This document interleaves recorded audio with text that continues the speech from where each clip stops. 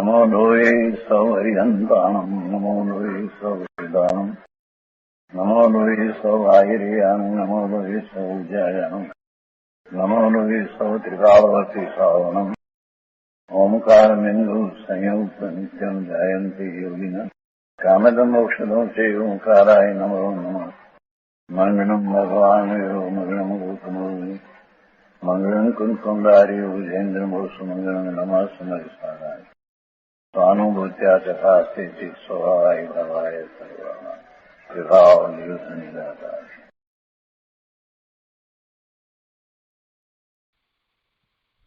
समयसार भगवान कुंकुंदाचार्य रचित समयसार तथा भगवान अमृतचंद्राचार्य रचित आत्मख्याति टीका कलश सहित एनो स्वाध्याय चाले छे।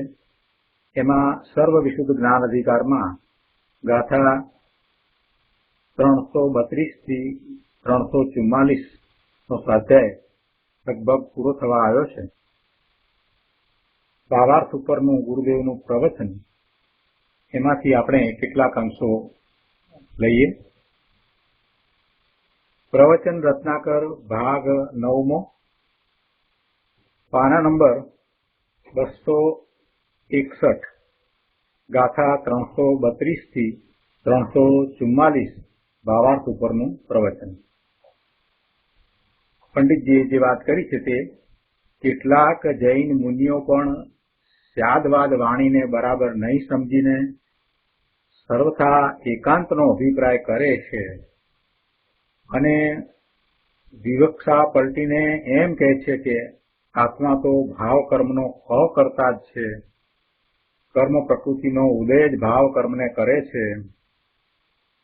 अज्ञान ज्ञान सूवू जागवू सुख दुख मिथ्यात्व असंयम चार गतिओमां भ्रमण ए बधाने तथा जे कांई शुभ अशुभ भावो छे ते बधाईने कर्म ज करे छे। जीव तो अकर्ता छे। आ बधी वात पंडितजीए जे भावार्थमां करी छे एने गुरुदेव समजावे छे। आपणे आ बधुं घणा दिवसथी बहु सारी रीते समज्या छीए એટલે ગુરુદેવની વાતને આપણે લઈશું। ભાવાર્થ આપણે બરાબર કર્યો છે। અહીંયા પાના નંબર 262 ઉપર બીજા પેરેગ્રાફમાં ગુરુદેવ સમજાવે છે કે જુઓ શું કહે છે। આ આત્મા જે વસ્તુ છે તેમાં જે શુભાશુભ વિકાર અને અલ્પજ્ઞ દશા થાય છે તે કોઈ કર્મનું કાર્ય નથી। જ્ઞાનાવરણીય કર્મને કારણે અમને જ્ઞાન થતું નથી એવી વાત હજી હમણાં પણ મને કોઈએ પૂછી છે કે હવે અમારે શું કરવું। આ ગાથા ચાલે છે એના સ્વાધ્યાયમાં એનો પ્રત્યુત્તર આવી ગયો છે, પણ છતાંય કેમ હજી જ્ઞાનાવરણીય કર્મ નડે છે એમ સ્વાધ્યાય કર્યા પછી પણ એવો વિકલ્પ આવે છે। અહીંયા તો બહુ સ્પષ્ટ કરી દીધું કે કોઈ કર્મ જીવને એવા વિકારી પરિણામ કરાવતું નથી। જીવ પોતે વિકારી પરિણામે થાય છે, એમાં જીવનો પોતાનો અપરાધ છે। ગુરુદેવ અહીંયા કહે છે કે અલ્પજ્ઞ દશા એટલે કે જ્ઞાનના ઉઘાડ ઓછા હોય એવી દશા। જ્ઞાન ગુણ તો ત્રિકાળ એવો ને એવો જ છે, પણ એનું પરિણમન થાય છે અને અહીંયા વર્તમાનમાં એની જે દશા એમાં જ્ઞાનનો ઉઘાડ ઓછો છે। તો આવી દશા થાય એમાં કઈ પેલું જળ કર્મ કરે છે માટે થાય છે એમ નથી। શુભાશુભ વિકાર અને અલ્પજ્ઞ દશા થાય છે તે કોઈ કર્મનું કાર્ય નથી। મિથ્યાત્વ આદિ ભાવ મોહનીય કર્મને લઈને નથી તથા અલ્પજ્ઞ દશા જ્ઞાનાવરણીય કર્મને લઈને નથી। તો કેવી રીતે છે? તો કહે છે કે અજ્ઞાનવશ જીવ કહ્યું છે એટલે કે જે જીવ ભેદ જ્ઞાન રહિત છે, જેને સમ્યક દર્શન સમ્યક જ્ઞાન નથી, જેને સ્વનું લક્ષ્ય થયું નથી, સ્વથી પર જુદું છે એમ એ વિવેક કરતો નથી, એવો એ અજ્ઞાનવશ જીવ પોતે જ એવા વિકારી ભાવનો કર્તા છે, કર્તા થાય છે. એને કોઈ કર્તા બનાવી દે છે એમ પણ નહીં, પણ પોતે જ સ્વયં એવા વિકારી પરિણામનો કર્તા થાય છે. અહીં પ્રથમ જીવનો પર્યાય સ્વભાવ સ્વતંત્ર સત હોવાનું સિદ્ધ કરે છે. જો આ વાક્યને આપણે સમજવાનું છે. જીવ વિકારી ભાવનો કર્તા થયો તો એ વિકારી ભાવનો કર્તા તો પર્યાયમાં થયો. વિકારી ભાવનો કર્તા એ પર્યાયમાં થયો છે. દ્રવ્ય અપેક્ષાએ તો ત્રિકાળ શુદ્ધ જ છે. એનો સ્વભાવ જે છે તે શુદ્ધ નિર્મળ સ્વભાવ છે. અનંત ગુણનો પિંડ છે, એટલે એવો એનો સ્વભાવ છે. એમાં કાંઈ વિકાર થતો નથી. શુભાશુભ ભાવ એના ત્રિકાળી દ્રવ્યને તો સ્પર્શતા પણ નથી. આ જીવે અનંત કાળમાં અનંત પર્યાય કરી અને દરેક પર્યાય વખતે એને અસંખ્ય પ્રકારના ભાવ કર્યા, છતાંય એક પણ ભાવ એના મૂળ દ્રવ્યમાં પ્રવેશ્યો નથી. એટલે મૂળ દ્રવ્ય તો ત્રિકાળ શુદ્ધ જ છે. જે વાત છે એ પર્યાયની વાત છે કે પર્યાયમાં આ વિકાર થાય છે, અને પર્યાયમાં એવા વિકાર થાય છે તો એ વખતે જો એ અજ્ઞાની છે, ભેદ જ્ઞાન કરતો નથી, તો એનો કર્તા થાય છે.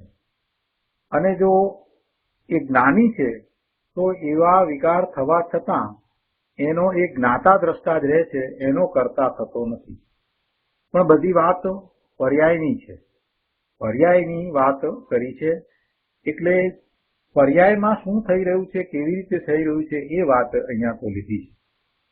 ત્રિકાળ દ્રવ્ય જે છે એનું તો નિર્મળ શુદ્ધ પરિણમન છે જ, પણ અહીંયા તો એમ સમજાવવું છે કે પર્યાય જે થાય છે એ પણ સ્વતંત્ર સત છે, એનું પણ હોવાપણું છે, અને એ સ્વતંત્રપણે જ થાય છે. સ્વતંત્રપણે પર્યાય થાય છે, એને કોઈ કર્મ કરતું નથી. અને ત્રિકાળી આત્મદ્રવ્ય જે શુદ્ધ છે એ પણ એને કરતું નથી. પર્યાયનો સ્વભાવ સ્વતંત્ર સત હોવાપણું સિદ્ધ કરે છે. પર્યાયનો એવો સ્વભાવ છે. પર્યાય પોતે પોતાના સત્કારકોથી સ્વતંત્ર રીતે ઉત્પન્ન થાય છે, અને એ પર્યાયને કોઈ કરતું નથી, એટલે કે કર્મ એનું કરતા નથી. અને ત્રિકાળી શુદ્ધ દ્રવ્ય છે એ પણ એનું કરતા નથી. પર્યાય તો સ્વતંત્ર રીતે ઉત્પન્ન થાય છે. એના સટકારક એના પોતાના છે, છ કારણ એના પોતાના છે. એટલે આ વાત આમાંથી આપણને મળે છે. ગુરુદેવ કહે છે કે અહીં પ્રથમ જીવનો પર્યાય સ્વભાવ સ્વતંત્ર સત હોવાનું સિદ્ધ કરે છે. જીવનો પર્યાય સ્વભાવ, દ્રવ્ય સ્વભાવ અને પર્યાય સ્વભાવ. દ્રવ્ય સ્વભાવને અવલંબીને જીવનો પર્યાય સ્વભાવ છે એમ નથી. દ્રવ્ય તો શુદ્ધ ત્રિકાળ શુદ્ધ છે, એનું શુદ્ધ પરિણમન જ છે, પણ પર્યાય સ્વતંત્ર રીતે થાય છે. અને એ પર્યાયને અજ્ઞાન અવસ્થામાં જીવ પોતાનું કાર્ય સમજે છે. અજ્ઞાન અવસ્થામાં જીવ એમ માને છે કે એનો કરતા હું છું, પણ જ્યારે એને ભેદ જ્ઞાન થાય છે, પોતાનું સ્વરૂપ કેવું છે તે સમજાય છે, પછી એને એ કરતાપણું ચાલ્યું જાય છે. એના સ્થાને આ જે પર્યાય થઈ, શુભાશુભ ભાવની પર્યાય થઈ, મિથ્યાત્વની પર્યાય થઈ, જે વિકારી પરિણામ થયા, જે કઈ પર્યાય થઈ, એ બધાનો એ જ્ઞાતા દ્રષ્ટા થઈ જાય છે. એટલે એમાં ત્રિકાળ દ્રવ્યને તો કાંઈ કરવાનું નથી. ત્રિકાળ દ્રવ્ય શુદ્ધ જ છે, એ એનો સ્વભાવ છે, અને આ પર્યાય સ્વભાવ છે એની વાત છે. ગુરુદેવ કહે છે કે અહીં પ્રથમ જીવનો પર્યાય સ્વભાવ સ્વતંત્ર સત હોવાનું સિદ્ધ કરે છે. વિકાર અલ્પજ્ઞતા આદિ જીવને કર્મના કારણે થાય છે એ માન્યતા તદ્દન વિપરીત છે, એ તદ્દન મિથ્યા છે. એવું હોય નહીં. કર્મ જીવને વિકાર કે અલ્પજ્ઞતા કરે કે મિથ્યાત્વ કરે એ માન્યતા તદ્દન ખોટી છે. અને એ જ વાત આ ગાથાઓ દ્વારા આપણને સમજાવી છે. સાથે એ વાત પણ સમજાવી કે તો પછી આવો વિકાર શા માટે થાય છે, કઈ રીતે થાય છે એ પણ સમજાવ્યું, અને ક્યાં સુધી એવો વિકાર થશે એ પણ સમજાવ્યું કે ભેદ જ્ઞાન થશે પછી એ વિકાર નહીં થાય, એટલે કે વિકારનો કર્તા એ નહીં થાય. વિકાર તો થશે પણ વિકારનો એ કર્તા નહીં થાય. ભેદ જ્ઞાન થશે ત્યાર પછી એ વિકારને જ્ઞાતા દ્રષ્ટા ભાવે જોશે, એનાથી એ જુદો રહેશે, અલિપ્ત રહેશે, એટલે એ વિકાર સ્વરૂપે નહીં થાય. જ્યાં સુધી ભેદ જ્ઞાન નથી થયું ત્યાં સુધી વિકારની સાથે એ જોડાઈ અને વિકાર સ્વરૂપે પોતે થઈ જાય છે. જે પોતાનું સ્વરૂપ નથી એવા વિકારને એ પોતાનું સ્વરૂપ માને છે, પોતે વિકાર રૂપે પરિણમે છે, એમ એને થઈ જાય છે. એ જ પોતાનું સ્વરૂપ છે, પોતે એનો કર્તા છે. આ બધી વિપરીત માન્યતા સહિત એ પરિણમે છે. પણ જેવું ભેદ જ્ઞાન થાય છે તો એ જ શુભાશુભ ભાવને એ પોતાથી જુદા ભિન્ન માને છે. એટલે જ્યારે જ્ઞાન થાય છે ત્યારે પછી શુભાશુભ ભાવનું કર્તાપણું આપોઆપ ટળી જાય છે અને એના સ્થાને શુભાશુભ ભાવનું જ્ઞાતા દ્રષ્ટાપણું થઈ જાય છે. શુભાશુભ ભાવનું જ્ઞાતા દ્રષ્ટાપણું થયા પછીથી જીવની દ્રષ્ટિ જે જ્ઞેય છે એમાં વધુ સમય રહેતી નથી. એ માત્ર એને જાણે છે, પર જ્ઞેય તરીકે જાણે છે, પણ એની સાથે જોડાતો નથી. એમાં એને રુચિ થતી નથી, એ જ્ઞેયોમાં એને રુચિ થતી નથી અને દ્રષ્ટિ સ્વરૂપ તરફ રહે છે. એટલે એને ભાવકર્મ બંધાતા નથી, નવા ભાવકર્મ બંધાતા નથી, નિજરા ઘણી થાય છે અને ક્રમે એ પોતે પોતાના સ્વભાવ ભાવમાં વધુ ને વધુ સ્થિરતાનો પુરુષાર્થ કરતા કરતા છેવટે પોતાની પૂર્ણ શુદ્ધ દશાને પ્રાપ્ત કરી લે છે. એટલે આ જ્યારે આપણે સમજીએ છીએ કે કોઈ પણ શુભ ભાવ છે તે પણ મારું કાર્ય નથી, એનાથી જુદો હું ભગવાન આત્મા શુદ્ધ ભાવ સ્વરૂપે ત્રિકાળ છું, ત્યાંથી જ પુરુષાર્થ શરૂ થાય છે. જ્યારે આ સમજ આવે ત્યારે જ પુરુષાર્થ શરૂ થાય છે. એ સમજ વિના બધું ચોથા છે. અહીંયા ગુરુદેવ કહે છે કે જુઓ, કોઈ અન્ય મતવાળા ઈશ્વરને કરતા માને, એમ માને કે ઈશ્વર બધું કરે છે, ઈશ્વરને લઈને બધું થાય છે એમ માને, અને કોઈ જૈનાભાસી મુનિઓ પોતાને જૈન કહેવડાવતા હોય પણ જીનેશ્વર ભગવાનની જે આજ્ઞાને આમન્યા હોય એના કરતા વિપરીત માન્યતાઓ સહિત હોય તો એ જૈનાભાસી છે. અને પછી એ ભલે શ્રમણ હોય તો પણ એ જૈનાભાસી શ્રમણ છે અથવા તો શ્રમણાભાસી છે. તો એવા એ જૈનાભાસી મુનિઓ કર્મને લઈને બધું થાય છે, અલ્પજ્ઞતા આદિ કર્મ જ કરે છે એમ માને, તો ત્યાં એ બંને મિથ્યા દ્રષ્ટિ છે. પેલા અન્ય મતવાળા તો બરાબર મિથ્યા દ્રષ્ટિ છે જ, કેમ કે એ તો ઈશ્વરને કરતા માને છે, પણ આ જૈનાભાસી શ્રમણ પણ આ અલ્પજ્ઞતા આદિ કર્મ જ કરે છે એમ માને છે, એટલે એ પણ મિથ્યા દ્રષ્ટિ ઠરે છે. જૈન મુનિઓ પણ સ્યાદવાદને સમજ્યા વિના એકાંત અભિપ્રાય કરે કે આત્મા ભાવ કર્મનો અકર્તા જ છે, કર્મ પ્રકૃતિ જ ભાવ કર્મને કરે છે, તો પછી એ મિથ્યાત્વ છે, એ મિથ્યા માન્યતા છે, મિથ્યા શ્રદ્ધા છે, મિથ્યા દર્શન છે. સ્યાદવાદને સમજ્યા વિના એકાંતે એવો અભિપ્રાય કરે તો, પણ સ્યાદવાદ સહિત એટલે કે અપેક્ષા સહિત જો એનો એમ અભિપ્રાય હોય તો અપેક્ષા સહિતના અભિપ્રાયને વસ્તુના સ્વરૂપને એ અનેકાંતે સમજ્યો છે, તેથી અપેક્ષા સહિતના એના અભિપ્રાયને આપણે મિથ્યા અભિપ્રાય કહેતા નથી. પણ એકાંતે સ્યાદવાદને સમજ્યા વિના એકાંતે જો એવો અભિપ્રાય કરે કે આત્મા ભાવ કર્મનો અકર્તા જ છે, તો એ મિથ્યા દ્રષ્ટિ કરે છે. અને સાથે પછી એ ભાવ કર્મનો કર્તા કોણ છે, તો એના ઉત્તર રૂપે કર્મ પ્રકૃતિને જ ભાવ કર્મનો કર્તા ઠરાવે છે. એટલે આ રીતે એનું મિથ્યાત્વ આગળ વધે છે. એક માન્યતાને પોષે છે અને એને પોષવામાં એનું મિથ્યાત્વ પછી બીજી માન્યતા તરફ પણ આગળ વધે છે. આત્માને એકાંતે ભાવ કર્મનો અકર્તા કહી દીધો એટલે પછી હવે આત્માને અકર્તા રાખવો છે. આ ભાવ કર્મ થયા એનો કર્તા કોણ? આ વિભાવ ભાવ થયા એનો કર્તા કોણ? તો એ કર્મ પ્રકૃતિને જ એનો કર્તા કહે છે.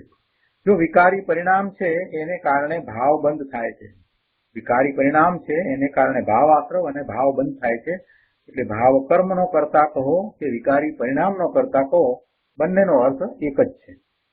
અહીંયા ભાવ કર્મ એમ પંડિતજીએ લીધું છે અને ટીકામાં એ વિકારી પરિણામ એમ લેવામાં આવ્યું છે. એટલે વિકારી પરિણામને કારણે ભાવ આશ્રવ અને ભાવ બંધ થાય છે. એટલે ભાવ કર્મ કહો કે વિકારી પરિણામ કહો, બંનેનો અર્થ એક જ છે. આગળ ગુરુદેવ સમજાવે છે કે પ્રત્યેક જીવ દ્રવ્ય શુદ્ધ છે, જ્ઞાન સ્વરૂપ અકર્તા છે. પ્રત્યેક જીવ શુદ્ધ છે પણ દ્રવ્યથી શુદ્ધ છે. ત્રિકાળ એ શુદ્ધ છે તો દ્રવ્ય અપેક્ષા એ શુદ્ધ છે અને એ જ્ઞાન સ્વરૂપ છે. એ જ્ઞાન રૂપે સ્થિત છે, દરેક સમયે જ્ઞાન પણ કરે છે. પ્રત્યેક જીવ શુદ્ધ ચૈતન્ય સ્વભાવમય અકર્તા છે. એમાં પછી સૂક્ષ્મ જીવ હોય તો પણ એ એમ જ છે. ગુરુદેવ કહે છે કે આ લીમડાના પાંદડા છે તો એ પાંદડામાં પણ અસંખ્ય શરીર છે અને એક એક શરીરમાં એક એક જીવ છે. એ પ્રત્યેક જીવ શુદ્ધ ચૈતન્ય સ્વભાવમય અકર્તા છે. ચૈતન્ય સ્વભાવમય દ્રવ્ય અપેક્ષાએ તો એ અકર્તા જ છે, કેમ કે એ જ્ઞાન સ્વભાવી છે, જ્ઞાન સ્વભાવે સ્થિત છે, દરેક સમયે જ્ઞાન કરે છે અને એ અતિન્દ્રિયપણે પોતે પોતાના સ્વરૂપનું જ જો જ્ઞાન કરે છે તો એ પોતાના જ્ઞાન સ્વભાવને જ્ઞાન રૂપે પરિણમાવે છે. એટલે એમાં તો એને કાંઈ કરવા પણ છે જ નહીં. ભગવાન આત્મા જ્ઞાન સ્વભાવે સ્થિત છે એ વાત આપણે સમજ્યા. અને જ્ઞાન સ્વભાવે સ્થિત છે ત્યારે એનું જ્ઞેય જો પોતાનું સ્વરૂપ જ છે તો એ પોતે પોતાના જ્ઞાન સ્વભાવે સ્થિત છે તે વખતે પોતાના જ્ઞાનરૂપ પરિણામે પોતે જ્ઞાન કરી રહ્યો છે. અજ્ઞાન ભાવે એ જ્ઞાન નથી કરતું, જ્ઞાન ભાવે જ એ જ્ઞાન કરી રહ્યો છે. એટલે એ તો એનું સહજ સ્વરૂપ છે, એટલે એમાં કાંઈ કરવા પણ નથી. એટલે એ રીતે અકર્તા છે.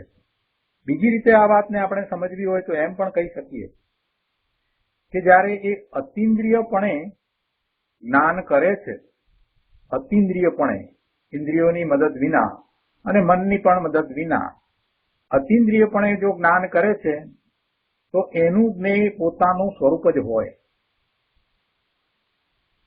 અતિન્દ્રિયપણે આ પાંચ ઇન્દ્રિયો અને મન એ બધાને કાઢી નાખીએ, એના વિના જો એ જ્ઞાન કરે છે તો એનું જ્ઞેય પોતાનું સ્વરૂપ જ હોય. પોતાના સ્વરૂપનું જ એ જ્ઞાન કરે તો એ પરનું જ્ઞાન કરતો નથી. અને એમ એ સ્વનું જ્ઞાન કરવા વાળો પોતે સ્વભાવ ભાવે પરિણમે છે. પછી એમાં એ સ્વનું જ્ઞાન કરે છે તો પરનું જ્ઞાન થઈ જાય છે. એટલે સ્વ પર પ્રકાશકપણું તો છે જ, પણ એ એને કરતો નથી, એ પરને પ્રકાશવા જતો નથી. એટલે ખરેખર તો સ્વ પ્રકાશકપણું છે, એ સ્વને જ જાણે છે. અને એવું સ્વને જાણવું જ્યારે થાય છે ત્યારે એ અતિન્દ્રિયપણે જ થાય છે. આ તો સ્વભાવ છે. પણ જો એ ઇન્દ્રિયો દ્વારા જ્ઞાન કરે છે કે મન દ્વારા જ્ઞાન કરે છે તો સમજવું કે એ સ્વના લક્ષ્ય નથી, એનું જ્ઞેય સ્વ નથી, એનું જ્ઞેય પર જ હોય. અતિન્દ્રિયપણે જ્ઞાન કરતો નથી અને ઇન્દ્રિયો દ્વારા જો જ્ઞાન કરે છે, ઇન્દ્રિયો દ્વારા જ્ઞાન કરે છે, મન દ્વારા જ્ઞાન કરે છે તો સમજવું કે એનું લક્ષ્ય સ્વ નથી, પર છે. કેમ કે સ્વનું જ્ઞાન કરવામાં કોઈ ઇન્દ્રિય કે મદદની જરૂર નથી, વિકલ્પની જરૂર નથી. એ તો નિર્વિકલ્પ ધ્યાનમાં પોતે પોતાને અનુભવે છે, જાણે છે, એનું જ્ઞાન કરે છે. એમ એ સ્વ પર પ્રકાશક પણ એમાં આવી જાય છે. સ્વને જાણે છે એટલે પર એમાં જણાય છે એવો જ્ઞાનનો સ્વભાવ છે. પણ એ પોતે પોતાના સ્વભાવ ભાવે થાય છે. અને આવું પોતાનું સ્વનું જ્ઞાન કરવું, સ્વને જ્ઞેય બનાવીને એનું જ્ઞાન કરવું, એમ એ સ્વભાવ ભાવનો કરતા છે એમ પણ કહી શકાય. પણ ખરેખર એમાં કાંઈ કરવા પણ નથી. કૃપાળુદેવે એમ કહ્યું છે કે નિશ્ચયથી આત્મા સ્વભાવ ભાવનો કરતા છે. તો આ રીતે સ્વભાવ ભાવનો કરતા એને કહી શકાય. પણ ખરેખર તો એમાં કરવા પણ કાંઈ છે નહીં. એટલે આગમ અપેક્ષાએ નિશ્ચયથી આત્માને અકર્તા કહ્યો છે, અને એ જ વસ્તુને કૃપાળુદેવે અધ્યાત્મ અપેક્ષાએ જીવને સ્વભાવ ભાવનો કરતા કહ્યો છે. બંનેનો અર્થ એક જ થાય છે. પણ આ તો વાત થઈ જીવની શુદ્ધ અવસ્થાની વાત થઈ, પોતે શુદ્ધ ભાવે પરિણમે છે એની વાત થઈ. પોતાનું દ્રવ્ય ત્રિકાળ શુદ્ધ છે અને એનું લક્ષ થાય છે, એ જ્ઞેય થાય છે, તો એની વાત કરી. જ્ઞાનીની વાત કરી. જ્ઞાનીની કે જે પોતે જયારે નિર્વિકલ્પ ધ્યાનમાં જ્ઞાન સ્વભાવે થાય છે તો એની શું દશા છે એની આપણે વાત કરી. પણ આપણે તો વાત બીજી કરવી છે. આપણે તો વાત એ કરવી છે કે આ વિકાર થાય છે, વિકારી પરિણામ થાય છે, જેને કારણે ભાવ કર્મ બંધાય છે, તો એ કોણ કરે છે? એનો કરતા કોણ છે? અજ્ઞાનીઓ એમ માને છે, જૈનાભાસી મુનિઓ પણ એમ માને છે કે એનો કરતા કર્મની પ્રકૃતિ છે. પણ એ વાત ખોટી છે. એ વાત ખોટી છે. એનો કરતા પણ અજ્ઞાન અવસ્થામાં જીવ પોતે થાય છે. અજ્ઞાન ભાવે થઈ અને જીવ પોતે એનો કરતા થાય છે. એ અજ્ઞાન ભાવે થઈને એનો કરતા થાય છે. જ્ઞાન ભાવે નહીં, અજ્ઞાન ભાવે પોતાના જ્ઞાનને પરિણમાવે છે અને એ કાર્ય થાય છે એટલે એ જાતે જ એનો કરતા થાય છે. આ બધું આપણે સમજ્યા છીએ. પણ અહીંયા જે વાતો આવતી જાય છે એની સાથે એને સંલગ્ન કઈ રીતે છે એ દર્શાવવા માંગુ છું, એટલે કહું છું. અહીંયા ગુરુદેવ કહે છે કે પ્રત્યેક જીવ શુદ્ધ ચૈતન્ય સ્વભાવમય અકર્તા છે. આમ હોવા છતાં તેની પર્યાયમાં જે અલ્પજ્ઞતા અને વિકારની દશા થાય છે તે પોતાથી થાય છે. જળ કર્મને લઈને તે દશા થાય છે એમ નથી. તે વિકારની દશા તે પર્યાયનો સ્વભાવ છે. તેને પ્રકૃતિના સ્વભાવ કહીએ એ તો નિમિત્તનું કથન છે. એટલે કે કર્મની પ્રકૃતિને કારણે થાય છે એમ ક્યારેક કોઈક અપેક્ષાથી કહેવામાં આવે તો તેમાં સમજવું કે એ કર્મ એમાં નિમિત્ત છે, પણ ખરેખર એ કર્મ એનું કરતા નથી. વિકારની દશા મને મારાથી મારામાં થઈ છે, છતાં મારી શુદ્ધ ચૈતન્ય સ્વભાવમય વસ્તુમાં વિકાર નથી. વસ્તુ તો ત્રિકાળ શુદ્ધ છે. વિકારની દશા મને મારાથી મારામાં થઈ છે, છતાં મારી શુદ્ધ ચૈતન્ય સ્વભાવમય વસ્તુમાં વિકાર નથી. એવી જે પુરુષને અંતરદ્રષ્ટિ પ્રગટ થઈ છે તેને ધર્મી પુરુષ કહીએ. ભલે વિકાર થયો છે પણ એ વિકાર સાથે જોડાતો નથી, એનો એ જ્ઞાતા દ્રષ્ટા રહે છે, તો એ ધર્મી છે. વસ્તુને જાણવી, પરને જાણીએ ત્યાં સુધી કોઈ વાંધો નથી. પરને પર તરીકે જ જાણીએ છીએ એટલે કોઈ વાંધો નથી. પછી આગળ એમાં વધવાનો પ્રશ્ન નથી. પર છે અને હું એનાથી જુદો સ્વ છું એમ વિવેક સહિત પરને પર તરીકે જાણીએ તો એમાં કાંઈ વાંધો આવતો નથી. પણ ભૂલ શું થાય છે? પરને જાણવાના કાળે એ પરને પર તરીકે ન જાણતા એને સ્વ તરીકે જાણે, આત્મા તરીકે જાણે, પોતાપણે જાણે છે, એ ભૂલ થાય છે. અને એ ભૂલના પરિણામે એને ભાવ કર્મ બંધાય છે અને અનંત સંસાર થાય છે. વસ્તુ પર છે તો પરને પર તરીકે જાણવું એવું ભેદ જ્ઞાન નથી, એટલે એ એમાં જાણતા જાણતા આગળ વધી જાય છે અને એમાં જોડાઈ જાય છે. જો જોડાય નહીં તો એને ભવના ભ્રમણ ન થાય. આ માટે આપણે એક વાર્તા કહીએ છીએ. ઘણા વખત પહેલા એ વાર્તા કરી હતી, ફરીથી આજે એ વાત યાદ કરાવું કે એક પિતા છે, એક કુટુંબ છે, એમાં એક પિતા છે અને બે પુત્રો છે. એક પુત્રનું નામ ચંપક છે એ મોટો છે અને બીજો પુત્ર નાનો ચતુર છે. એક વખત એવું બન્યું કે એ બધા ઘરમાં બેઠા હતા અને બહાર કંઈક અવાજ સંભળાયા, ધાંધલ ધમાલ અવાજ સંભળાયા. તો પિતાએ કહ્યું કે જોને આ શું ચાલી રહ્યું છે, શેનો અવાજ આવે છે?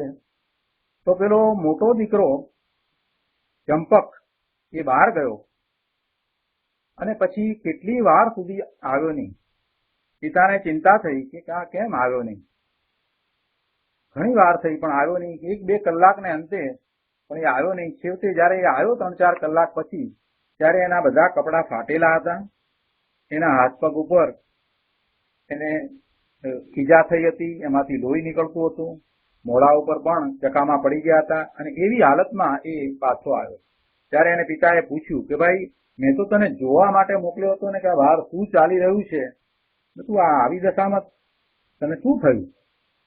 તો એને એમ કહ્યું કે આ હું એ જોવા ગયો હતો કે પ્રોસેશન એ એજિટેશન હતું, એટલે એમાં લોકો વિરોધ કરી રહ્યા હતા કે અમારી માંગે પૂરી કરો આમ તેમ, અને એમાં એ બધા એ કરી રહ્યા હતા તો હું પણ એમાં જોડાઈ ગયો.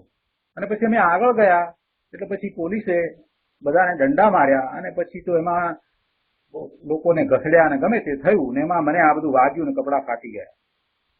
પિતાએ કહ્યું, અરે ભલા માણસ, મેં તો તને માત્ર જોવા માટે મોકલ્યો હતો, દૂરથી જોઈ લેવાનું હતું કે શું છે, બસ.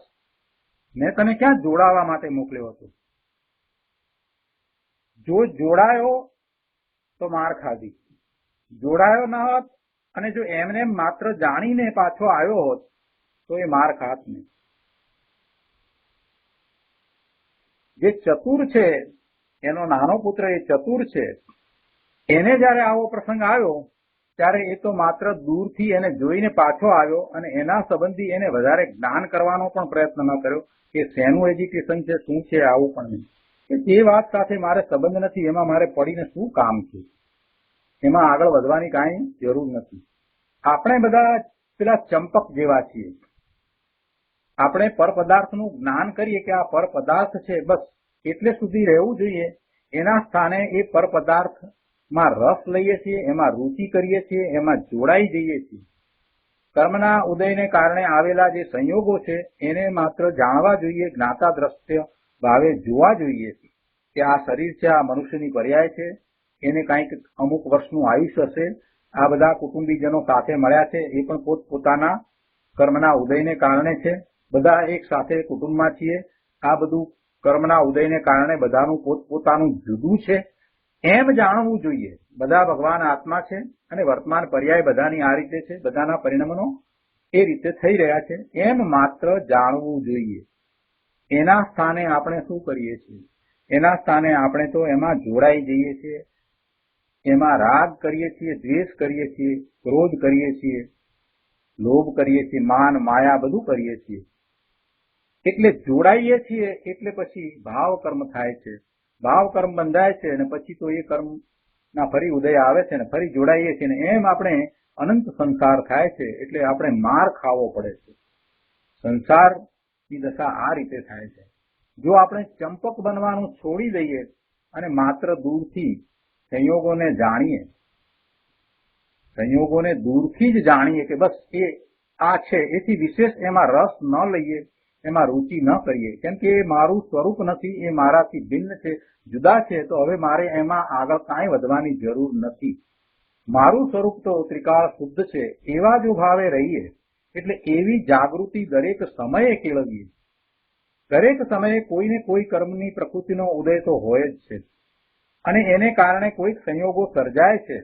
તો એવા નાના મોટા સંયોગો જ્યારે જ્યારે સર્જાય ત્યારે એની સાથે જોડાઈએ નહીં અને પોતાના સ્વભાવનો વિચાર કરીએ, પોતાના સ્વરૂપનો વિચાર કરીએ તો નિર્જરા થાય, બીજું કાંઈ થાય નહીં.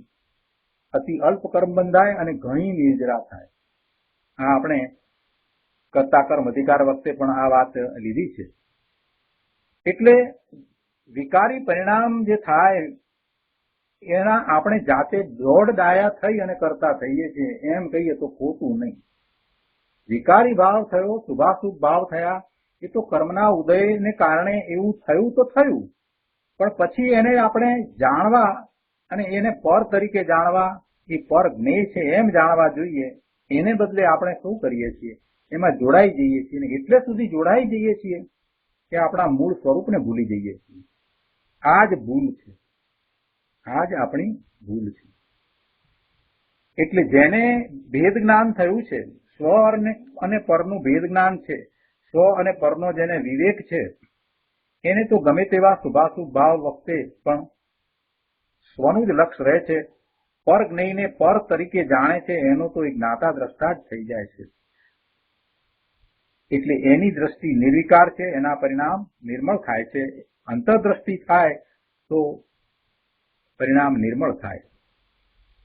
અહીંયા ગુરુદેવ કહે છે કે વિકારની દશા મને મારાથી મારામાં થઈ છે, છતાં મારી શુદ્ધ ચૈતન્ય સ્વભાવમય વસ્તુમાં વિકાર નથી.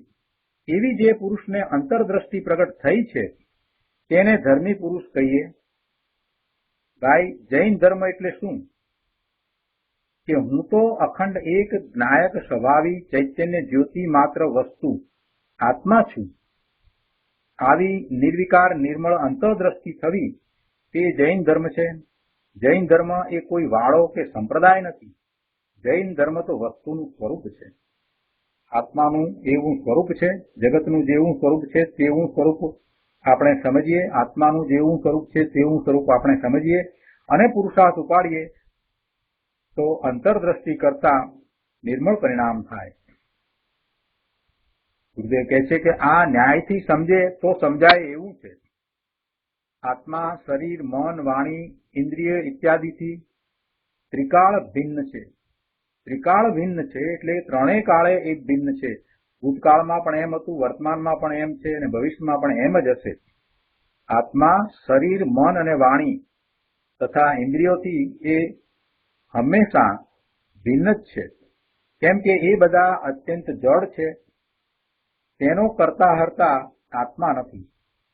પરંતુ એની પર્યાયમાં જે પુણ્ય પાપ આદિ ભાવ અને અલ્પજ્ઞ દશા છે એની એટલે જીવની પર્યાયમાં, આત્માની પર્યાયમાં જે શુભાશુભ ભાવ જેને કારણે પુણ્ય અને પાપના બંધ પડે એવા શુભાશુભ ભાવ એ પર્યાયમાં થાય છે, અને અલ્પજ્ઞ દશા એ પર્યાયમાં થાય છે. એ બધું જીવનું પોતાનું કાર્ય છે અને તે દશા કર્મનું કાર્ય નથી. જીવ પોતે જ એ રૂપે થાય છે. એવા પરિણામનો કરતા જીવ પોતે અજ્ઞાન અવસ્થામાં થાય છે. હવે આવું થાય છે ત્યારે ખરેખર તો પર્યાય સ્વતંત્ર રીતે જ ઉત્પન્ન થાય છે.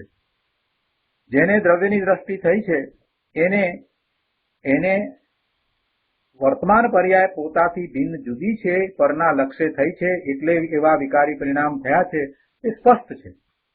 પણ જેને દ્રવ્ય દ્રષ્ટિ થઈ નથી, સ્વરૂપને જાણ્યું નથી, એને એ સમજાતું નથી અને એ વિકારી ભાવ થયા છે, અલ્પજ્ઞ દશા થઈ છે, શુભાશુભ ભાવ છે, એ બધાને પોતાનું કાર્ય માને છે. એને પોતાનું કાર્ય માને છે.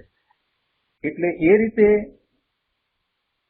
ખરેખર અજ્ઞાન અવસ્થામાં જીવ એવા પરિણામનો કરતા છે. પણ પેલા કર્મ, જડ કર્મ, એ તો એવા વિકારી પરિણામના કરતા નથી. એ કાર્ય કર્મનું નથી. અહીંયા કહે છે કે એવી દશા જે થઈ એ કર્મનું કાર્ય નથી, કર્મે કરેલું એ કાર્ય નથી. પર્યાયની આવી સ્વતંત્રતા સ્વીકારે તે પર્યાય બુદ્ધિ છોડીને સ્વભાવ દ્રષ્ટિ કરે, સ્વભાવ દ્રષ્ટિ કરી શકે. જો એ એમ જ માન્યા કરશે કે કર્મને કારણે થાય છે તો એ પોતાની ભૂલ સમજશે નહીં અને પાછો વળશે નહીં. એટલે ગુરુદેવ કહે છે કે પર્યાયની આવી સ્વતંત્રતા સ્વીકારે તે પર્યાય બુદ્ધિ છોડી અને સ્વભાવ દ્રષ્ટિ કરી શકે. પર્યાય સ્વતંત્રપણે થાય છે અને એ થાય છે એ વખતે અજ્ઞાન અવસ્થામાં એ પર્યાયનો પોતે જાતે કરતા થઈ જાય છે. બાકી પર્યાય તો એના કારણે થાય છે. જો એને ભેદ જ્ઞાન છે તો એનો જ્ઞાતા દ્રષ્ટા પણ એ રહી શકે છે અને સ્વભાવની દ્રષ્ટિ કરી શકે છે. જે પર્યાયને પરાધીન એટલે કર્મને લઈને થવી માને છે, પર્યાય થઈ એ કર્મને લઈને થાય છે, પરાધીન એટલે કર્મને લઈને થવી માને છે તે સ્વભાવ દ્રષ્ટિ એટલે સ્વાધીનતાની દ્રષ્ટિ કેવી રીતે કરે? એ સ્વાધીનતાની દ્રષ્ટિ કરી શકતો જ નથી. કેમ કે પર્યાયને કર્મને લઈને થવી માને છે અને એમને એમ મિથ્યાત્વમાં એ અનંતકાળ સુધી ભવના ભ્રમણ કરે છે. પરાધીન દ્રષ્ટિવાળાને સ્વાધીન દ્રષ્ટિ થવી સંભવિત નથી. ગુરુદેવ કહે છે આ ન્યાય સમજાય છે જ્યાં સુધી એ એમ માને છે કે કર્મને લઈને આ પર્યાય થાય છે, આ પરિણામ થાય છે, વિકારી પરિણામ થાય છે, એવી જ્યાં સુધી એની દ્રષ્ટિ છે ત્યાં સુધી એનું લક્ષ્ય સ્વ તરફ જતું જ નથી. જે વિકારી કે નિર્વિકારી પરિણામને પોતે સ્વતંત્રપણે કરે છે એમ સ્વીકારે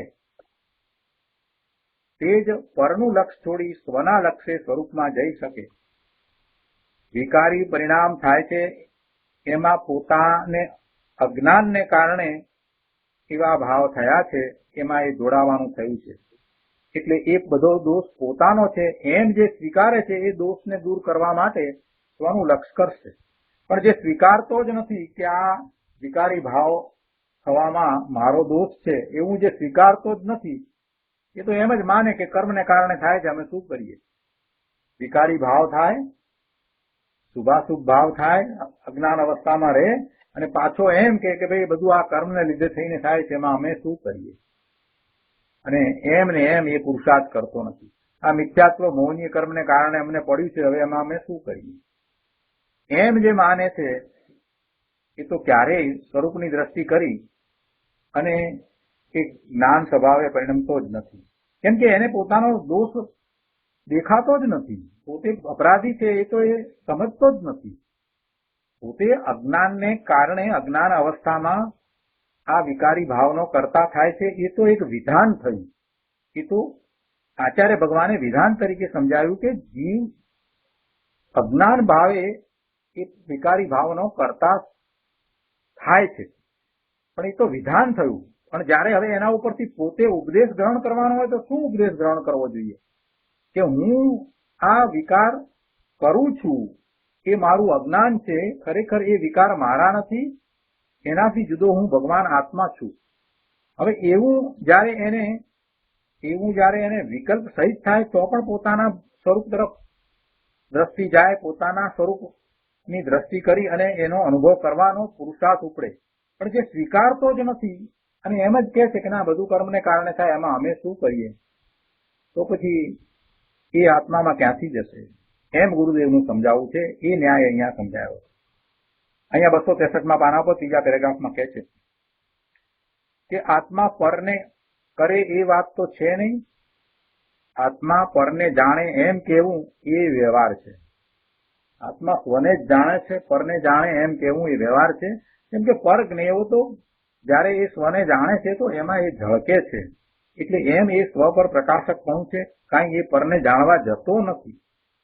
જેને પરમ શુદ્ધ દશા પ્રગટ કરી છે એવા સિદ્ધ ભગવાન કે એવા તીર્થંકર ભગવાન, કેવળી ભગવાન એ સ્વને જ જાણે છે, સ્વમાં જ એ મગ્ન છે.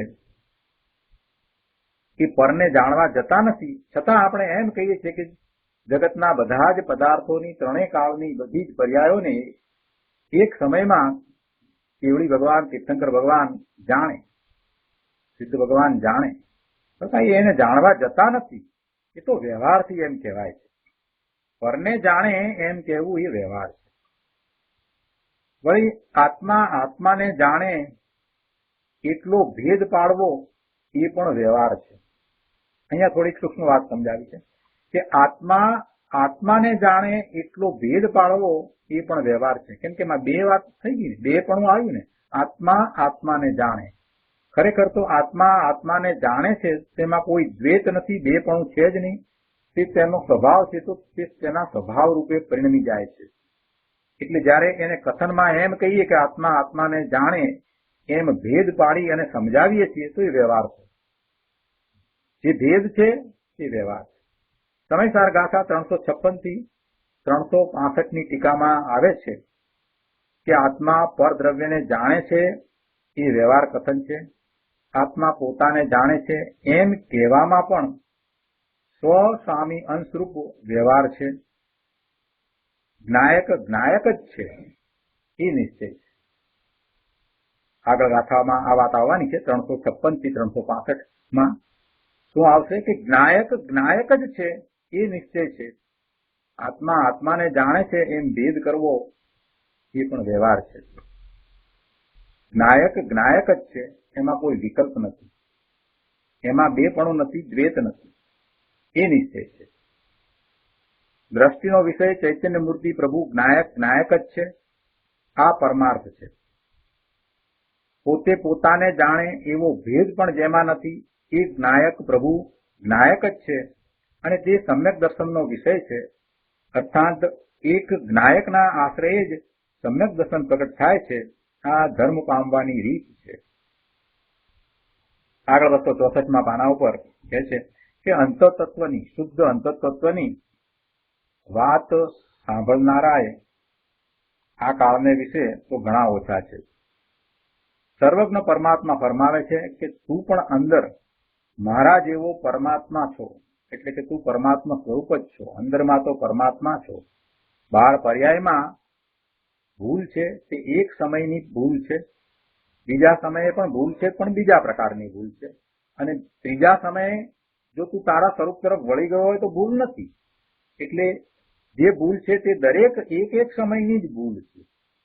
કઈ ઘડીએ તું તારા સ્વરૂપ તરફ વળી જાય અને તારી ભૂલ થતી અટકી જાય કહેવાય નહીં. એટલે દરેક ભૂલ ને એક સમયની જ કહેવાય. એટલે ગુરુદેવ અહીંયા કહે છે કે એક સમયની પર્યાયમાં ભૂલ છે તે સ્વાધીન દ્રષ્ટિ થતા, સ્વને આધીન દ્રષ્ટિ થતા નીકળી જવા યોગ્ય છે. આ એક સમયની ભૂલ છે એ તો તે સમય થઈ અને ચાલી ગઈ ને જેવી સ્વ તરફ દ્રષ્ટિ થઈ એટલે હવે ભૂલ રહેતી જ નથી. એટલે કહે છે કે તે સ્વાધીન દ્રષ્ટિ થતા નીકળી જવા યોગ્ય છે. સ્વાધીન દ્રષ્ટિ નહીં થાય તો ફરીને પાછી બીજા સમયે પણ એવી જ ભૂલ થશે, ત્રીજા સમયે પણ ભૂલ થશે અને એવો ભૂલોનો પ્રવાહ ચાલ્યા કરશે, ભૂલોની પરંપરા ચાલ્યા કરશે.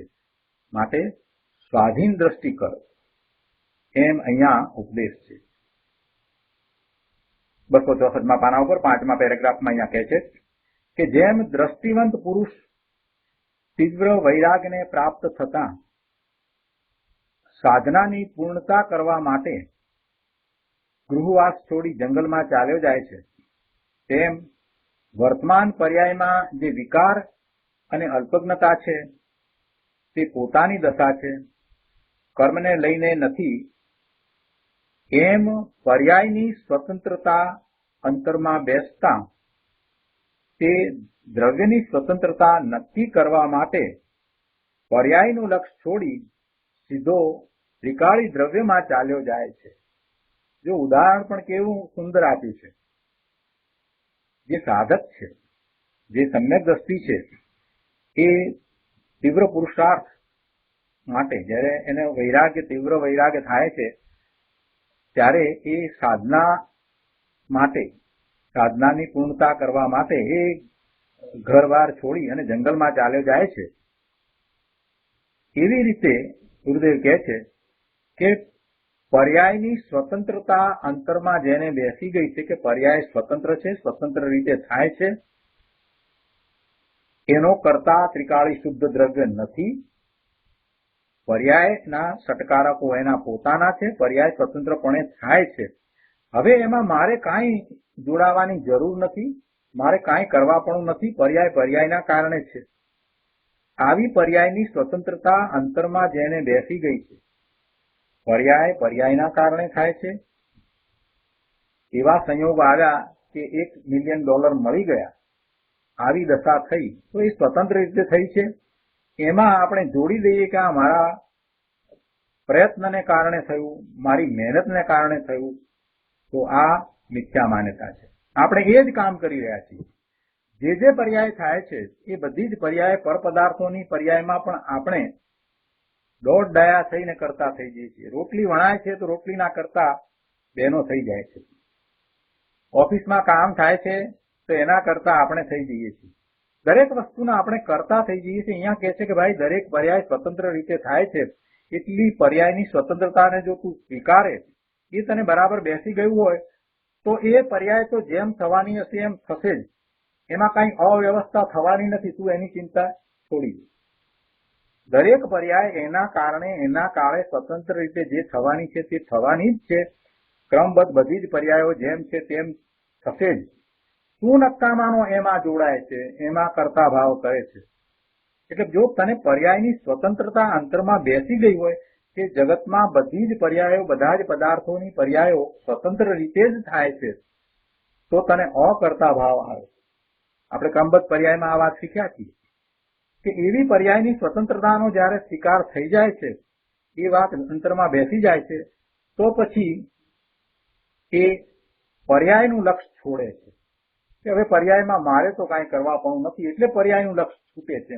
અને પર્યાયનું લક્ષ છૂટતા એ દ્રવ્ય તરફ જાય છે. એટલે ગુરુદેવ એ વાત કહે છે કે એમ પર્યાયની સ્વતંત્રતા અંતરમાં બેસતા તે દ્રવ્યની સ્વતંત્રતા નક્કી કરવા માટે પર્યાયનું લક્ષ છોડી સીધો ત્રિકાળી દ્રવ્યમાં ચાલ્યો જાય છે. પર્યાયમાં તો મારે કાંઈ કરવા પણ નથી, એટલે એની દ્રષ્ટિ સ્વરૂપ તરફ જાય છે અને ત્યાં એને દ્રવ્ય ત્રિકાળ સ્વતંત્ર અકર્તા છે એવું એને બરાબર સમજમાં આવી જાય છે. દ્રવ્ય ત્રિકાળ સ્વતંત્ર છે, શુદ્ધ છે, નિર્મળ છે અને એનું પરિણમન શુદ્ધ એના પોતાના કારણે જે છે તે થાય છે. એને કોઈની અપેક્ષા નથી અને એ પરના કોઈ કાર્યો કરતું નથી. પરનું એ અકર્તા છે. એ વાત એને પછી સમજાઈ જાય છે. પણ જ્યાં સુધી એની દ્રષ્ટિ પર્યાય તરફ રહી છે, લક્ષ પર્યાયમાં જ છે, ત્યાં સુધી એ ત્રિકાળી દ્રવ્ય તરફ વળતો જ નથી. એનો એ અભ્યાસ પણ કરતો નથી, એના સંબંધી વિચાર પણ કરતો નથી, વિકલ્પ દ્વારા પણ નિર્ણય કરતો નથી. પર્યાયમાં જ એ રાચી રહ્યો છે. પર્યાયની સ્વતંત્રતાને એ સમજતો નથી. પર્યાયના ઉત્પાદ વ્યય એના પોતાના છે, એમાં આ જીવે કાંઈ કરવાનું નથી એટલી વાત એ સમજતો નથી. એટલે પર્યાય દ્રષ્ટિ છે અને પર્યાય દ્રષ્ટિ છે તે મૂંઢ છે. દ્રવ્ય દ્રષ્ટિ છે તે સમ્યક દ્રષ્ટિ છે, તે જ્ઞાની છે. આગળ 265માં પાના ઉપર બીજા પેરેગ્રાફમાં કહે છે કે શાસ્ત્ર ભણીને પણ તેઓ આવો વિપરીત આશય કાઢે છે કે પુરુષને સ્ત્રી સાથે રમવાનો ભાવ, જે અંદર પેલી વાત કરી ને ટીકામાં, એ વાત અહીંયા પંડિતજીએ પણ લીધી. એટલે ગુરુદેવ એને સમજાવે છે કે જે અબ્રહ્મચર્ય છે તો એ અબ્રહ્મચર્ય નો કરતા પણ એ કર્મ છે, એમ જે વાત લેવામાં આવી હતી તો એ વાતને અહીંયા સમજાવી છે કે શાસ્ત્રને ભણીને પણ તેઓ આવો વિપરીત આશય કાઢે છે કે પુરુષને સ્ત્રી સાથે રમવાનો ભાવ થાય અથવા સ્ત્રીને પુરુષ સાથે રમવાનો ભાવ થાય તે પુરુષ વેદ કે સ્ત્રી વેદ કર્મનું કાર્ય છે. એમ કે આત્મા તો અકર્તા છે, નિર્દોષ છે, અને પેલું પુરુષ વેદ કર્મ અથવા સ્ત્રી વેદ કર્મ છે એ જ સ્ત્રી પુરુષનો આવો વિકાર કરે છે. એટલે એ અબ્રહ્મચર્યનું કારણ એ પુરુષ વેદ કે સ્ત્રી વેદ કે નપુંસક વેદ છે. ગુરુદેવ કહે છે કે પણ આ તો સાંખ્ય મતનો અભિપ્રાય છે કે કર્મ કરતા છે અને એ મિથ્યા છે. વળી પાછો એ પણ માને છે ને કે પરસ્પર ઘાત થાય છે તે ઉપઘાત તથા પરઘાત પ્રકૃતિનું કાર્ય છે, એવો અભિપ્રાય પણ મિથ્યા છે. પોતાની બુદ્ધિના દોષથી અર્થાત ભ્રમપૂર્ણ બુદ્ધિના કારણે તેઓ શ્રમણાભાસ એને એકાંતે એમ માને છે. મૂળ તો એને મારવાનો ભાવ આવ્યો તો એ ભાવનો કરતા એ થયો. પેલો મરે કે ન મરે એ વાત જુદી છે, પણ એનો ભાવ જે થયો મારવાનો, એ ભાવ કાંઈ કર્મે કરાવ્યો છે એમ નથી. એ વાત અહીંયા તો સમજાવી છે. આગળ ચોથા પેરેગ્રાફમાં કહે છે કે જીનવાણી તો સ્યાદવાદ રૂપ છે. એટલે શું? કે તે વિકાર ભાવનો અજ્ઞાન દશામાં જીવ કરતા છે અને સ્વભાવના લક્ષ્ય જ્ઞાન ભાવ પ્રગટ થતા તે વિકારનો કરતા નથી, અકર્તા છે. અજ્ઞાન દશામાં વિકાર થાય છે એનો કરતા થાય છે. અજ્ઞાન દશામાં જીવ વિકારી ભાવનો કરતા છે અને જયારે એને વેદ જ્ઞાન છે, જ્ઞાની થયો છે, સમ્યક દ્રષ્ટિ થયો છે, તો એવા વિકારના ભાવનો એ કરતા થતો નથી. એટલે કર્તાપણું અને અકર્તાપણું સ્યાદવાદ રૂપ આ રીતે છે. કઈ અપેક્ષા છે? તો કે જો એ અજ્ઞાની છે એવી અપેક્ષા છે તો એ પોતે એવા વિકારી ભાવનો કરતા પોતે થાય છે. કોઈ કરે છે એમ નહીં, પોતે થાય છે. અને એની દશા જ્ઞાનરૂપ થઈ છે, ભેદ જ્ઞાન થયું છે, તો એવા વિકારી પરિણામનો એ કરતા થતો નથી, એ અકર્તા છે. એટલે કર્તાપણું અને અકર્તાપણું એ કોઈ અપેક્ષાએ છે, જુદી જુદી અપેક્ષાએ જીવને છે. એટલે આમ જીનવાણી સ્યાદવાદ રૂપ છે. તેથી સર્વથા આત્મા અકર્તા છે અને કર્મ જ કરતા છે એમ એકાંત માનનારા તે શ્રમણ આભાસીઓ પર જીનવાણીનો કોપ અવશ્ય થાય છે. એટલે કે તેઓ જીનવાણીની વિરાધના કરે છે. હવે જીનવાણીના કોપના ભયથી તેઓ વિવક્ષા પલટીને કહે છે કે ભાવ કર્મનો કરતા કર્મ છે અને પોતાના આત્માનો કરતા આત્મા છે. એ રીતે અમે આત્માને કથનચિત કરતા કહીએ છીએ. તેથી જીનવાણીનો કોપ થતો નથી. આ તેમનું કથન પણ મિથ્યા જ છે અને એ વાતને આપણે ખૂબ સારી રીતે સમજ્યા છીએ. અહીંયા પણ ગુરુદેવ ફરીથી પણ એ વાત સમજાવે છે કે આત્મા દ્રવ્ય નિત્ય છે અને ક્ષેત્રે નિયત લોક પ્રમાણ અસંખ્યાત પ્રદેશી છે. તેમાં કાંઈ બદલવું પલટવું તો છે નહીં, એટલે કોઈ કાર્ય થતું નથી. તો પછી આત્મા આત્માનું કાર્ય કરે એ વાત ક્યાં રહી? એટલે આત્મા આત્માનો કરતા થાય છે એવી જે અજ્ઞાનીની દલીલ છે અને એ રીતે આત્માને કરતા પણ એ સ્થાપે છે તો એ દલીલ ખોટી છે. તેમાં નવીન કરવા પણ કાંઈ છે જ નહીં. એટલે આત્મા અકર્તા જ ઠર્યો. અહીંયા તો જીનવાણીમાં તો આત્માને કરતા પણ કયો છે અને કોઈ અપેક્ષાએ અકર્તા પણ કયો છે. એટલે નિશ્ચયથી તો આત્મા અકર્તા જ છે અને અજ્ઞાન દશામાં એ વિભાવ ભાવનો કરતા છે એમ વાત કરી છે.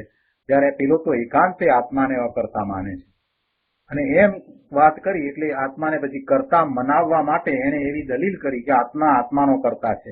પણ એમાં એ વાત એની ખોટી પડી. તેથી જીનવાણીનો કોપ તો મટ્યો નહીં. એટલે તારી એ વાત ખોટી ઠરે છે અને જીનવાણીની વિરાધના તો થાય જ છે. આનો વધારે વિસ્તાર નથી કરતા, આપણે ઘણું એમાં સમજ્યા છીએ. અહીંયા પાના નંબર 266 ઉપર ચોથા પેરેગ્રાફમાં ચોથી લીટીમાં અહીંયા કહે છે કે આત્મા સદા એક જ્ઞાન સ્વભાવે જ સ્થિત છે, પરંતુ મિથ્યાત્વવાદી ભાવોને જાણવાના કાળે જ્યારે મિથ્યાત્વ થાય છે ત્યારે એને જાણે છે. કેમ કે જાણવું એ એનો સ્વભાવ છે. એ જ્ઞાન સ્વભાવે સ્થિત છે એટલે દરેક સમયે એ જ્ઞાન તો કરે જ છે. તો જાણવું એ એનો સ્વભાવ છે ને, એટલે એ જાણે જ છે. તો પછી જ્યારે રાગ થાય છે ત્યારે તેને પણ એ જાણે છે. એ સમયે પણ જ્ઞાન તો એને જાણે છે. પણ જાણવામાં ફેર છે. એ કઈ રીતે જાણે છે? એ એને પોતાપણે જાણે, એ પોતાનું સ્વરૂપ છે એમ જાણે તો એ અજ્ઞાન ભાવે જાણે છે, અને એને પોતાથી જુદું જાણે છે તો એ જ્ઞાન ભાવે જાણે છે. એટલે જાણવામાં ફેર છે. જેને ભેદ જ્ઞાન નથી એ અનાદિથી એ જ્યારે રાગના પરિણામ થયા છે, શુભ ભાવના કે અશુભ ભાવના પરિણામ થયા છે, તો એને એ જ્ઞાન જાણે છે. એ વાત તો બરાબર, પણ એ જાણવાના કાળે એને એ પોતા રૂપ માને છે, પોતા રૂપ જાણે છે. જાણવાનો કાળ પણ એને છે, અનાદિથી એ જાણે છે. અનાદિથી તેને જ્ઞેય પરજ્ઞેય તરીકે એને જાણવું જોઈતું હતું અને એનાથી જુદો પોતે ભગવાન આત્મા જ્ઞાનરૂપ છે એમ એને જાણવું જોઈતું હતું. પણ એને ભેદ જ્ઞાનનો અભાવ છે એટલે એ રીતે જાણતો નથી, પરંતુ એને એ અજ્ઞાન ભાવે જાણે છે. એટલે અજ્ઞાન ભાવે જ્ઞાનને કરે છે એમ શબ્દો મૂક્યા છે. અહીંયા ગુરુદેવ સમજાવે છે કે જે રાગાદી ભાવોને જાણવાના કાળે છે તો માત્ર જાણવાનો જ કાળ, પણ અનાદિકાળથી તેને જ્ઞેય અને જ્ઞાનના ભેદ જ્ઞાનનો અભાવ હોવાને લીધે જ્ઞેય રૂપ એવા જે રાગાદી ભાવો છે, જે જ્ઞેય છે, તેને જ્ઞેય તરીકે જાણવા જોઈએ. એના સ્થાને એને એ આત્મા તરીકે જાણે છે. આ મોટી ભૂલ છે ભાઈ. આ દયાદાન વ્રત આદિના જે ભાવ થાય તે પરજ્ઞેય છે, તે જાણક સ્વભાવી ભગવાન આત્મા એથી ભિન્ન છે. આવું ભેદ જ્ઞાન અનાદિકાળથી નહીં હોવાથી એ શુભાશુભ ભાવ વ્રત આદિ રાગના ભાવને જાણવાના કાળે તે ભાવ હું આત્મા છું એમ તે જાણે છે. તેથી એ રીતે વિશેષ અપેક્ષાએ કહીએ તો કે પર્યાય અપેક્ષાએ અજ્ઞાન રૂપ જ્ઞાન પરિણામને કરતો હોવાથી, જ્ઞાનના પરિણામ તો થાય છે પણ એ અજ્ઞાન રૂપ જ્ઞાનના પરિણામ થતા હોવાથી તે રાગનો કર્તા થાય છે. સામાન્ય અપેક્ષાએ તો તે જ્ઞાન સ્વભાવે સ્થિત એવો અકર્તા સ્વભાવી છે. સામાન્ય અપેક્ષાએ એટલે તો મૂળ વાત તો એમ જ છે, નિશ્ચયથી તો એમ જ છે કે એ જ્ઞાન સ્વભાવે સ્થિત એવો અકર્તા સ્વભાવી છે, એ કાંઈ કરતો જ નથી. પણ ભેદ જ્ઞાન નથી એટલે અજ્ઞાન અવસ્થામાં એ જ્યારે ઇચ્છાત્વના ભાવ કે શુભાશુભ ભાવ થયા છે તો એને આત્મા તરીકે જાણે છે એવી એ ભૂલ કરે છે. અને એ ભૂલ કરે છે એવું એ કાર્ય, એટલે જે ભાવ એને થયા પોતા રૂપ જ્ઞેયને પોતા રૂપ માનવાના જે ભાવ થયા એ કાર્ય એ એનું છે, એ પોતે એવા કાર્યનો કરતા થાય છે. એટલે એને વિભાવ ભાવનો વિકારી પરિણામનો કરતા થાય છે. પરંતુ જો એને ભેદ જ્ઞાન છે તો તે પોતે પોતાના આત્મદ્રવ્ય જે જ્ઞાન સ્વભાવી છે એને પેલા પર જ્ઞેયથી એટલે કે શુભાશુભ ભાવથી જુદું જાણે છે. અને એમ જાણતા એ આત્માને જ આત્મા તરીકે જાણે છે અને પર જ્ઞેયને આત્મા તરીકે જાણતો નથી. રાગને પોતાનો માનીને જ્ઞાન પરિણામને અજ્ઞાન રૂપ કરતો થકો તે રાગનો કરતા થાય છે. પણ જો એ રાગને રાગ તરીકે જાણે, પર જ્ઞેય તરીકે જાણે અને આત્માને જ્યારે આત્મા તરીકે જાણે તો પછી એ એનો કરતા થતો નથી. જ્યારે ભેદ જ્ઞાન થવાથી, આગળ 267માં પાના પર અહીંયા કહે છે બીજા પેરેગ્રાફમાં કે જ્યારે ભેદ જ્ઞાન થવાથી અર્થાંત રાગથી ભિન્ન હું એક જ્ઞાયક સ્વભાવી સચ્ચિદાનંદ પ્રભુ આત્મા છું એમ ભાન થવાથી આત્માને જ આત્મા તરીકે જાણે છે, અનુભવે છે, ત્યારે વિશેષ અપેક્ષાએ કહીએ તો કે પર્યાય અપેક્ષાએ જ્ઞાનરૂપ જ્ઞાન પરિણામે જ પરિણમતો થકો કેવળ જ્ઞાતા રહેવાથી સાક્ષાત અકર્તા છે. સામાન્ય અપેક્ષાએ તો ભગવાન આત્મા અકર્તા જ છે, પણ પર્યાયમાં પણ જ્યારે એક પોતે જ્ઞાન રૂપે પરિણમે છે ત્યારે એ સાક્ષાત અકર્તા થાય છે. પર્યાય અપેક્ષાએ પણ જ્ઞાનરૂપ જ્ઞાન પરિણામે જ પરિણમતો થકો, એટલે કે પેલા પર જ્ઞેય છે એ પોતાથી જુદા છે અને પોતે ભગવાન આત્મા છે એમ આત્માને જ આત્મા તરીકે જાણતો, એમ જ્ઞાનરૂપ જ્ઞાન પરિણામે જ પરિણમતો થકો એ સાક્ષાત અકર્તા થાય છે. એટલે એ સાક્ષાત અકર્તા તો છે જ, અહીંયા પર્યાયમાં એ સાક્ષાત અકર્તા આ રીતે થાય છે. આગળ કહે છે કે ધર્મીને દયા દાન વ્રત આદિનો રાગ હોય છે, પણ તે કાળે રાગથી ભિન્ન હું જ્ઞાન આનંદ સ્વભાવી આત્મા છું એવું અંતરમાં એને ભેદ જ્ઞાન વર્તે છે. જ્ઞાનીની દશા જુદી છે. એ જે કંઈ થાય છે એને એ દ્રષ્ટા ભાવે જાણે છે અને તેથી તે રાગ મારો છે એમ રાગ સાથે એકમેક થતો નથી, રાગ સાથે જોડાતો નથી. અને રાગ સાથે જોડાતો નથી એટલે એને ઘણી નિર્જરા થાય છે અને ઓછા બંધ પડે છે. બીજી રીતે આપણે કહીએ તો એ ચંપક થતો નથી, એને માત્ર જાણે છે. એને એવા શુભાશુભ ભાવ થયા છે, રાગ થયો છે તો રાગને જાણે છે પણ રાગ સાથે એકમેક થતો નથી, પણ તે પૃથક જ જાણે છે, પોતાથી જુદા જાણે છે, કેવળ જ્ઞાતા જ રહે છે. આ પ્રમાણે જ્ઞાની જ્ઞાનરૂપ જ્ઞાન પરિણામે જ પરિણમતો થકો કેવળ જ્ઞાતા રહેવાથી સાક્ષાત અકર્તા છે અને આનું નામ સંકિત અને આનું નામ ધર્મ. તો આ રીતે આપણે અહીંયા ભાવાર્થ પૂરો કર્યો અને ગાથા 332 થી 344 13 ગાથાનો સ્વાધ્યાય પણ આ સાથે અહીંયા પૂરો થયો. હવે આ જ અર્થનું કળશરૂપ કાવ્ય અમૃતચંદ્રાચાર્ય ભગવાન કહે છે તો કળશ 205 આપણે આવતી વખતે લઈશું. આજનો સ્વાધ્યાય અહીંયા સુધી રાખીએ છીએ. હવે સુખધામ બોલીએ. સુખધામ અનંત સુસંત ચરી દિન રાત રહે તદ જ્ઞાન મહી પ્રકાશ